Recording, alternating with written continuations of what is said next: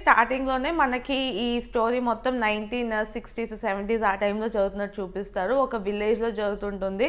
ఆ విలేజ్‌లో ఏంటంటే ఒక మదర్ అండ్ సన్ ఉంటారు. ఆ సన్ పేరు ఏంటంటే అంజీ. ఆ అంజీ అన్న అబ్బాయితో పాటు ఇంకొక అబ్బాయి కూడా వచ్చి ఉంటారనమాట. అదెవరో కాదు నాగార్జున. సో కృష్ణయ్య కృష్ణ అంటారు కదా! సో కృష్ణయ్య అనమాట ఆయన నేమ్. సో వీళ్ళిద్దరూ ఫ్రెండ్స్ అవుతారు. అన్నదమ్ముల్లాగా బాగా కలిసి ఉంటారు. అండ్ వీళ్ళిద్దరికి ఇంకొక ఫ్రెండ్ ఉంటుంది, ఒక అమ్మాయి. తనే అషిక అనమాట. సో ఈ ముగ్గురు లైఫ్ స్టోరీలో ఏం జరుగుతుంది అన్నదే మిగతా story. Malayalam movie remake Porinju Mariam Jose అనే ఒక మూవీ వచ్చిందనమాట 2019లో. ఆ మూవీ చాలా పెద్ద హిట్ అయ్యింది అక్కడ.